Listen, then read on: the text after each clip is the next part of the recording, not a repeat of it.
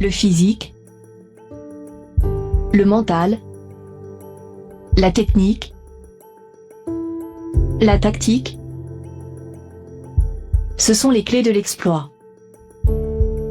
Question. Est-ce que l'intelligence artificielle pourrait être un nouveau facteur de réussite ?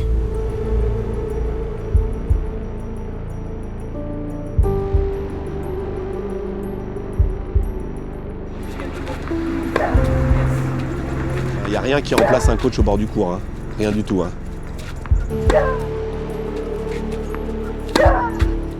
Moi, je ne suis pas un adepte de la technologie de manière générale. J'ai beaucoup de mal à me servir ne serait-ce que d'un ordinateur, c'est pas mon truc.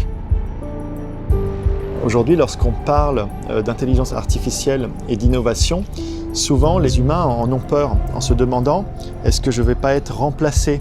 Le grand public, malheureusement, a peur de l'intelligence artificielle. Ils ont vu trop de films de Hollywood. Et ils pensent que les robots ils vont se révolter. Ils pensent que les robots ils seront contre nous. Il y a des risques, mais il y a aussi des opportunités. Je pense que c'est la complémentarité de cet humain et de cette machine qui va nous faire faire des choses exceptionnelles et qui va créer le coach de demain, le coach du futur, le coach 2.0.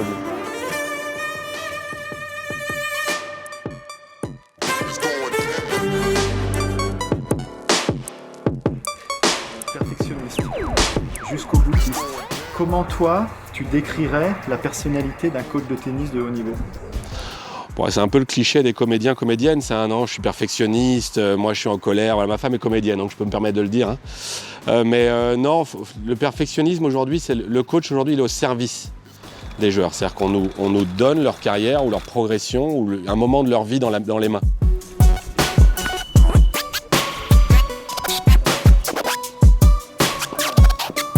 La personnalité qu'il faut avoir pour coacher, c'est important de savoir s'effacer parce que le joueur, plus il est fort, plus c'est lui qui prend la place et l'image.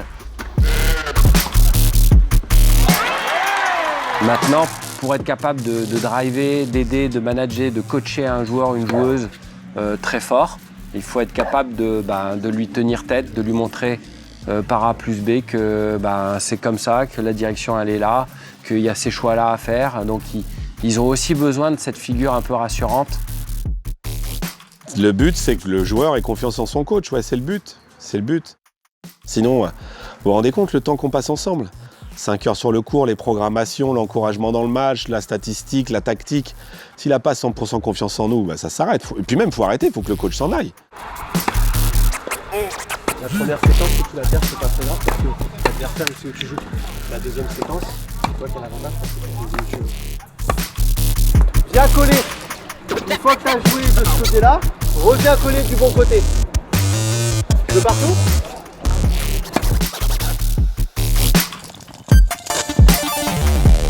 Douter, je crois que ça fait partie un peu du processus d'un entraîneur et son joueur, parce que tout le monde doute. L'entraîneur, évidemment, doute sur ses facultés à aider le joueur, et le joueur doute sur le chemin qu'il est en train de prendre avec son entraîneur. Et ça fait partie justement, entre guillemets, de l'équation qu'il faut essayer de résoudre le mieux possible.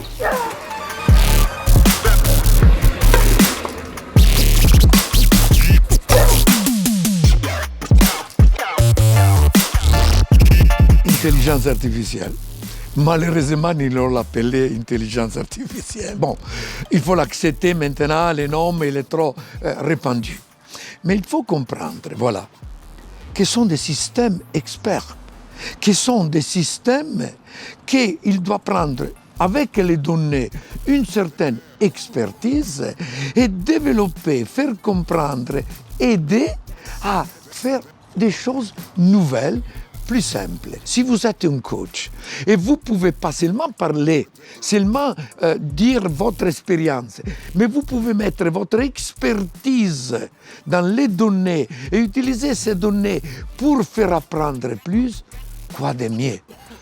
La volée de revers, pour te donner de la force, il faut que ton bras arrière il vienne équilibrer pour te donner un point d'appui en fait.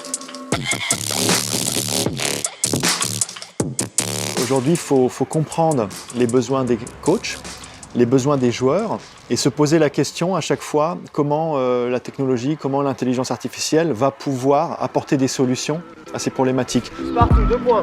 Écarte, garde appui. Allez. Bien battu. Sur l'aspect mental, il y a plein de secteurs, plein de choses à aller chercher. Est-ce qu'aujourd'hui, une intelligence artificielle, elle serait capable d'aider l'entraîneur à mieux comprendre les émotions du joueur et à mieux comprendre dans un premier temps peut-être le joueur qu'on entraîne et peut-être dans un second temps de nous donner peut-être des solutions sur comment peut-être par exemple mieux communiquer avec notre joueur. Il faut que tu sois plus méchante sur la volée en tant que droit là, pour terminer le point. On invertira. La technologie est un outil qui va aider à être encore plus précis parce que aujourd'hui sur le circuit, même féminin, mais surtout sur le circuit masculin, des Federer, Djoko, Nadal ont amené le tennis à un tel niveau qu'il faut être aujourd'hui de plus en plus précis dans son analyse, dans les contenus d'entraînement. Tous les jours, il faut sentir qu'on progresse, sinon le jeune, il n'a aucune chance d'y arriver. Puis surtout, il en a besoin de soutien de coach. Donc de temps en temps, quand il a un doute d'avoir une aide technologique, ça peut aider. Voilà, moi je pense que visuellement, mes sensations me disent que ton coup droit, ton plan de frappe est là. Ouais, mais moi je pense que non. Quand je jouais bien, quand j'avais battu un tel, je pense que mon plan de frappe est là. Écoute, désolé, le drone était là, mon ami, le plan de frappe, il est vraiment là, quoi. T'as vu ce dont on parlait, l'avancée là dans le terrain? Là tu vois bien, là tu vois comment t'occupes le court. Tu fais avancer, blablabla, comme ça. Bien.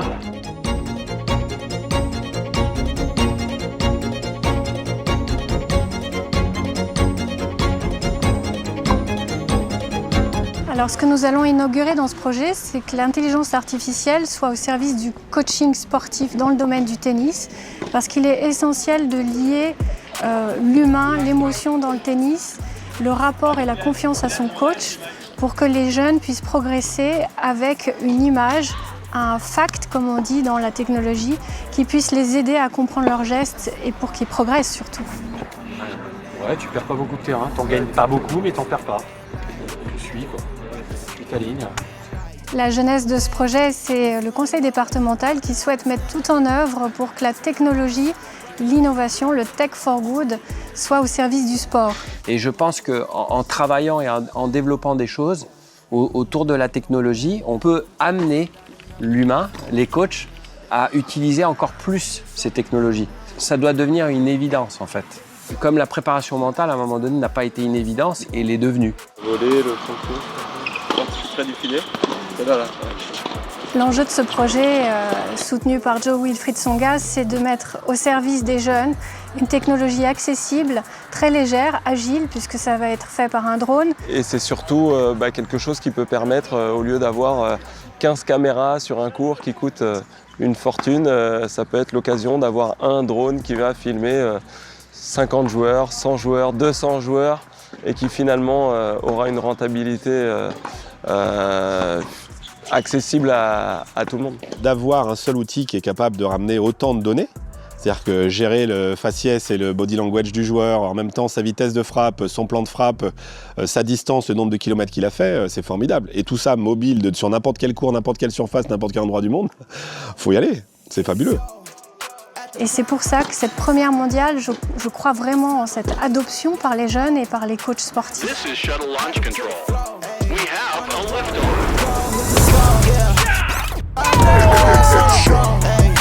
Plein d'avantages, évidemment qu'il y a plein d'avantages. Et encore une fois, c'est au coach de faire le tri de l'information et savoir ce qu'il faut donner comme information aux joueurs pour qu'ils puissent la traiter. On voit, ils tracent des lignes, ils font pourcentage de points marqués depuis la zone A, la zone B, la zone C. Vachement bien. Et puis surtout, comme je pense qu'au départ, il n'est pas capable de le traiter, d'avoir justement des gens spécifiques là-dedans qui lui permettent de donner les informations. Ouais, c'est fou parce que c'est des images qu'on n'a pas l'habitude d'avoir en fait. C'est ouf ce truc. Le coaching de demain, alors il est à 360 degrés. Hein. Et je trouve qu'il y a une analogie à faire avec le drone et avec les technologies qui vont te permettre d'avoir une vue du joueur à 360 degrés, d'extraire des données et j'ai envie de dire de voir l'invisible. Voir ce qu'on ne pouvait pas voir avant et ce qui nous paraissait de la magie peut devenir quelque chose de très factuel. Nous, on est déterminés à le faire. Ce qui fait le succès d'un projet, c'est l'usage en fait qui va être fait de ce projet. C'est donc l'usage de la technologie au service du coach. C'est pas une réflexion technologie, confiance dans la technologie. Le coach augmenté, pour que ça marche, il faut vraiment mettre autour de la table les personnes du tennis classique sportif et les personnes experts de la technologie et de l'intelligence artificielle. On commence, c'est peut-être une des premières choses à faire. Je pense que ça peut devenir en tout cas un outil d'exception et je pense vraiment que la technologie peut avoir un rôle à jouer dans la progression d'un joueur de tennis. Elle permet de capter de la donnée qu'on n'avait pas avant, auquel les jeunes n'avaient pas accès, seuls les grands champions peut-être avaient accès. C'est tout bête, mais nous, quand on fait des intermittents, on met des cardio évidemment pour voir le but. Le préparateur physique, il me dit allez, il faut que tu l'amènes absolument à 183 parce que ça va mettre à 183. Super. Sauf qu'évidemment, j'aimerais en plus de ça, comme je me focalise sur mon rythme, sur mon lancer de balle au panier et sur mon joueur, le drone, il me permettrait de voir son attitude de course. Est-ce que les jambes, elles tiennent? Est-ce qu'il est capable de ça? Moi, pendant que je suis en train de ramasser les balles, est-ce qu'il est en train de tourner le dos? Est-ce qu'il a mis les jambes là où il arrive à rester droit pour faire croire à son adversaire qu'il n'est pas fatigué du tout alors qu'il a envie de mourir? Enfin, c'est toutes ces choses-là qui peuvent aider. Donc ces informations-là, il faut les traiter, bien les traiter. Et je ne pense pas qu'elles viennent en remplacement, en fait. Je pense que c'est de la vraie plus-value.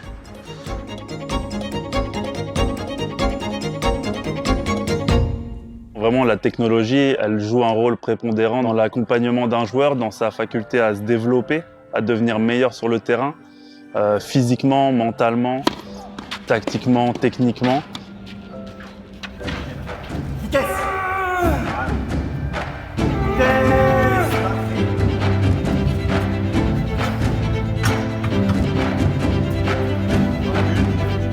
Précision. Défendre sur la patte. Et personnalité.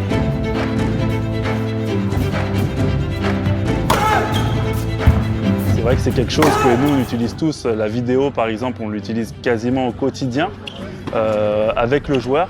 Donc on lui montre aussi pour qu'il s'améliore, parce que c'est vrai que quand il se voit jouer, et là il voit vraiment, il peut pas tricher, il se voit vraiment, donc il voit un peu les défauts et aussi les qualités qu'il a sur le terrain.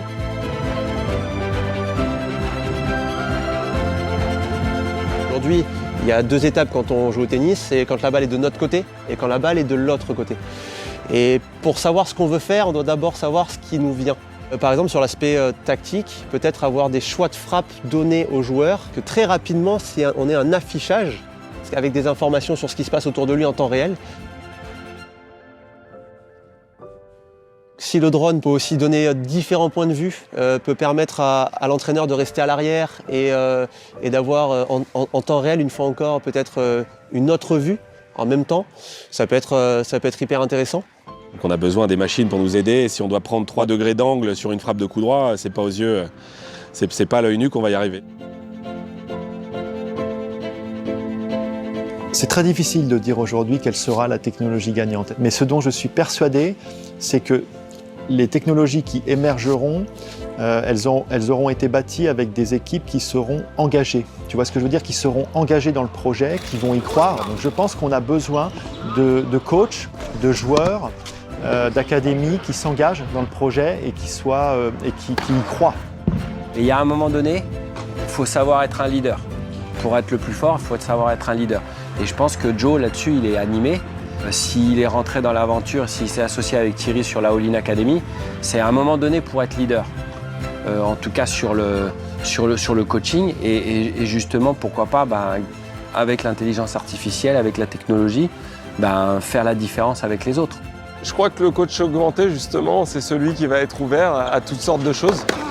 Parce que le champion de demain sera, entre guillemets, un champion du futur. Et donc, celui qui saura créer ce champion du futur le plus vite possible aura un peu d'avance sur les autres. Coach, joueur, amoureux du tennis, visons la lune, car même si nous échouons, nous serons parmi les étoiles. À bientôt sur les cours. Smile et balles de tennis.